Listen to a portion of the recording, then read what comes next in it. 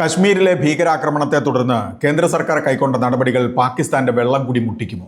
സിന്ധു നദീജല കരാറിൽ നിന്നുള്ള പിന്മാറ്റം കൊണ്ട് ഉദ്ദേശിക്കുന്നത് പൂർണ്ണതോതിൽ നടപ്പാക്കാൻ കഴിഞ്ഞാൽ വയലും കൃഷിയും വരണ്ടുണങ്ങിയത് തന്നെ. പക്ഷേ നടപ്പാക്കിയെടുക്കാൻ വർഷങ്ങൾ വേണ്ടിവരും. ഉടനടി വെള്ളം തടയാനുള്ള സൗകര്യം ഇന്ത്യക്ക് ഇല്ല. എന്നാൽ കേന്ദ്ര സർക്കാർ പ്രഖ്യാപിച്ച നടപടികൾ പാകിസ്ഥാനുള്ള താക്കീതും ലോകത്തിന് സന്ദേശവുമാണ്. പാകിസ്ഥാന്റെ ഓഹരി വിപണിയിലും ആഘാതം പ്രതിഫലിച്ചു. സൂചിക ഒറ്റയടിക്ക് ഇടിഞ്ഞത് 2%. കേന്ദ്ര സർക്കാരിനെ പുലിവാല് പിടിപ്പിച്ച എയർടെൽ. അടുത്തയിടെയാണ് വൊഡാഫോൺ ഐഡിയയുടെ 1.3 ലക്ഷം കോടി രൂപ വില വരുന്ന സ്പെക്ട്രം കുടിശ്ശിക സർക്കാർ ഓഹരിയാക്കി മാറ്റിയത്. ഇതേപോലെ തങ്ങളുടെ ഓഹരിയും വാങ്ങി സ്പെക്ട്രം കുടിശ്ശിക എഴുതി തള്ളണമെന്നാണ് എയർടെൽ സർക്കാരിന് കത്തയച്ചത്. ഡിസംബർ വരെയുള്ള കുടിശ്ശിക 74,000 കോടി രൂപ. വിദേശ പഠനത്തിനും ജോലിക്കും ബ്രിട്ടൻ തിരഞ്ഞെടുക്കുന്നവരുടെ എണ്ണം ഒരു വർഷം കൊണ്ട് 37% കുറഞ്ഞതായി പഠനം.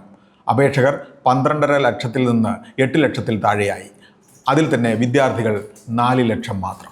തത്തുല്യ വ്യാപാര ചുങ്കത്തിൽ ട്രംപ് മയപ്പെടാൻ അമേരിക്കൻ സാഹചര്യങ്ങളും വലിയ കാരണമാണ്. താരിഫ് നയം നിർത്തിവെക്കാൻ അന്താരാഷ്ട്ര വ്യാപാരത്തിനായുള്ള അമേരിക്കൻ കോടതിയെ സമീപിച്ച സംസ്ഥാനങ്ങളുടെ എണ്ണം ഡസനോളമായി. US സമ്പദ് വ്യവസ്ഥ കുഴച്ചുമറിക്കുകയാണ് ട്രംപ് ചെയ്യുന്നതെന്നാണ് ആരോപണം.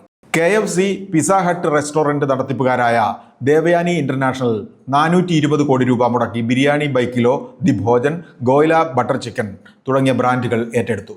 സ്കൈഗേറ്റ് ഹോസ്പിറ്റാലിറ്റിയുടെ 80.72% ഓഹരിയാണ് ദേവയാനി വാങ്ങിയത്. ബിസിനസ് വാർത്തകൾ വിശദമായി അറിയാൻ ധനം ഓൺലൈൻ.com.